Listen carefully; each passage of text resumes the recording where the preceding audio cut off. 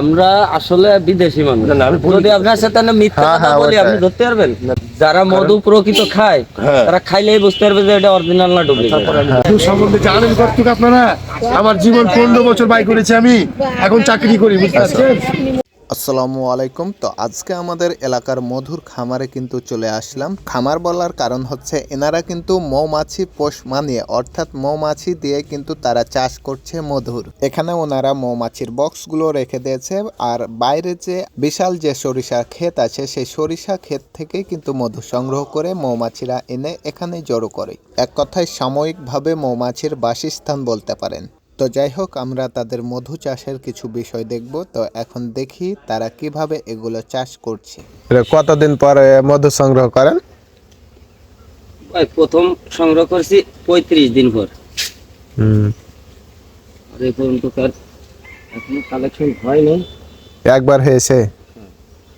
এ পর্যন্ত তো 5-6 বার হয়ে যাওয়ার কথা, কিন্তু মূলত নেকটার পাইনি, বুঝলেন? মাঝে তো ফুলের রস পেত না। তো এখন তো ছিল না, কুয়াশা ছিল না।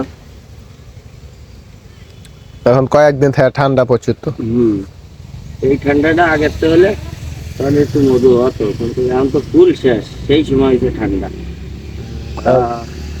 এর দিকে যাবেন ওই আমাদের ওইদিকে, মানে নামলা ধরনের ইটা সরিষাটা, কোন ওই শাহবাজপুর, ঘোড়াধার বিল, মুসলিমপুর নামলা, মানে এখন মানে ফুল ফুটে আছে করে সুন্দর হয়ে সব গোটা বিলে।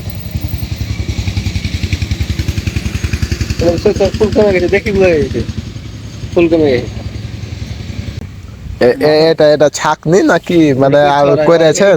এরকম করবে ভাই, পরে করছে না আপনারা এটা করে দিয়েছেন? না না, পরে করছে। আমরা এইটা তৈরি করে দিছি এই পর্যন্ত। এরপরে এই যে বোনা শুরু করেছে দেখেন, হ্যাঁ হ্যাঁ, এরকম পরে ওরা করবে। তাহলে কাঠটা শুধু আপনারা তৈরি করে হেন? কাঠটা ওর ভিতরে যে মোমটাও আমাদের তৈরি করা। হ্যাঁ, ওইটাই তো বলছি, কি মোমটা তৈরি করা, তারপর তখন ওইটার উপরে করবে। তো এখানে যে বিষয়টি হয়েছে, ভিতরের যে সাদা অংশটা দেখেছিলেন সেই অংশটা কিন্তু ওনারাই তৈরি করেছে। তো পরবর্তী সময়ে ওখান থেকে কিন্তু মৌমাছিরা আস্তে আস্তে তারা চাক বানাতে শুরু করে। তো এখানে যে বিষয়টি করছে, তো এখানে পলি দেওয়া হচ্ছে, পলির উপরে হালকা করে ছালা দেওয়া হচ্ছে, এতে করে বৃষ্টি থেকে রক্ষা পাবে। তো দেখি এইদিকে কি করে।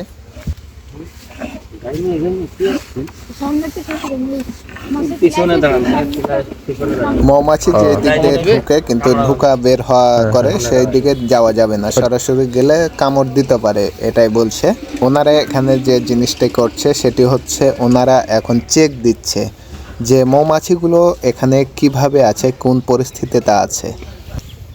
ভর্তি আছে এখানে যেটা মনে হচ্ছে, এখানে যে মৌমাছিগুলো আছে সেগুলো কিন্তু অলরেডি এখানে মধু তৈরি করেই ফেলেছে, আর কিছুদিনের মধ্যেই এগুলো সংগ্রহ করবে।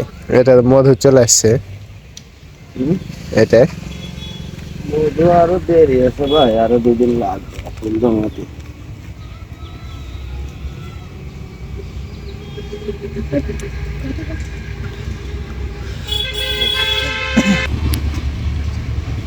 অনেক জায়গায় দেখি কি যে এগুলা বক্স এভাবে রেখে দেয়, চিনি দিয়ে গুলা দিছে, ওইটা ফের কেমন কি?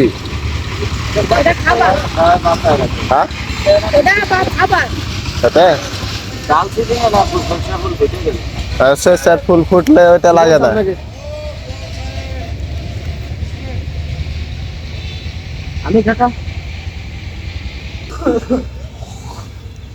এগুলো বিক্রি করে কত করে কেজি মধু?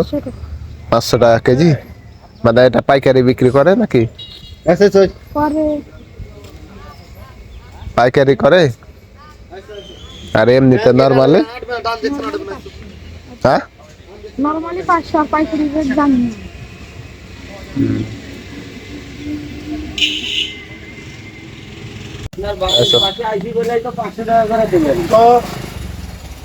মধু আমরা কত টাকা করে খাচ্ছি এটা তো আপনি জানছেনই, কিন্তু আমরা যদি যেভাবে কথা বলেন, আমরা গালগা গরুর মতো যদি গাছে কামড় দিয়ে দেন সেটা তো হবে না। কত করে বলছে? 500? মানে পাইকারি বিক্রি করেন 500 না? দাম চা কি আমার অবরোধে গেল? না না, ঠিক আছে, আপনি না, আপনি দাম বলবেন, ঠিক আছে, ওইটা ঠিক আছে। একটু কনসেশন করে আমাকে দিতে হবে। ভাই আপনি 2 কেজি নেবেন, হ্যাঁ 3 কেজি নিলে আপনার 900 টাকা দেবেন। না না একটু কনসেশন করো একটু না ভাইয়া আর কিছু বলেন না। মারা যাবে আমি বলি আমি বলি যেটা কথা বলি কে মারা যাবে না আমি মধুটা দেখি একটু ইমার্জেন্সি ভাবে দেখি একটু। মধু খুব সুন্দর একবারে। মধু সম্বন্ধে জানেন কতটুকু আপনারা? আমার জীবন 15 বছর বাই করেছি আমি, এখন চাকরি করি, বুঝতে পারছেন? মধু আছে, তাবুতেই আছে। ওখানে কোনো মিক্সচার নাই। ভাই শুনেন, আমরা আসলে বিদেশি মানুষ। না, না, আমি বলি- যদি আপনার সাথে না মিথ্যা হ্যাঁ, কথা হ্যাঁ, বলি, ওটাই। আপনি ধরতে পারবেন? না না আমি বুঝতে পারবে না, তারপরে আমি মানে মধুটা আমার যে জায়গাতে যাবে জি ও ধরে নেবে, হ্যাঁ হ্যাঁ এটা হতে আপনার পারে। মনে কথা করেন বুঝতে পারছেন? ধরে নেবে ও। যারা মধু প্রকৃত খায়, হ্যাঁ। তারা খাইলেই বুঝতে পারবে যে এটা অরিজিনাল না ডুপ্লিকেট। তারপরে আমি ভাই আপনার চেয়ে বেশি সময় আমার কম। আপনি যেভাবে বলতেছেন তাতে তো মনে হচ্ছে যে আমার এইভাবে ঠিক আমি চলে যাবো।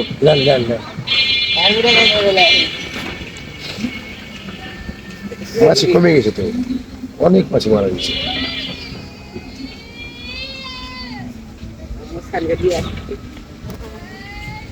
হায় রে অবস্থা, মাছ তো অর্ধেক মারাই গেছে এর ভিতরে। খুললে কি হবে? তোমরা তো পারো না, একটু খুলে টেকনিক দিতে দেখছি, তোমরা তো তা দেখবা না। কি অবস্থা? মারা গেছে। ওইটা আমারে বলে চেক দিতে মানা করছে কি আমার। হয়েছে? মধু হয়ে গেছে। চেক দিতে মানা করছি ঠিক আছে, কিন্তু তোমরা তো সেই চেক দিয়ে তো সেই পরিবেশে রাখতে পারবো না। থাক, এটা ধরো। টাকলার যাইবো না, বাইরেটা ময়লা হলে পরিষ্কার করা লাগে।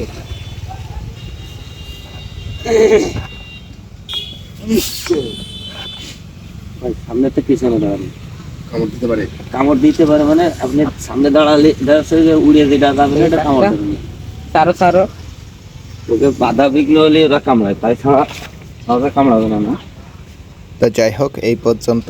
তো সকলে সুস্থ থাকবেন, ভালো থাকবেন। আসসালামু আলাইকুম ওয়া রাহমাতুল্লাহি ওয়া বারাকাতুহু।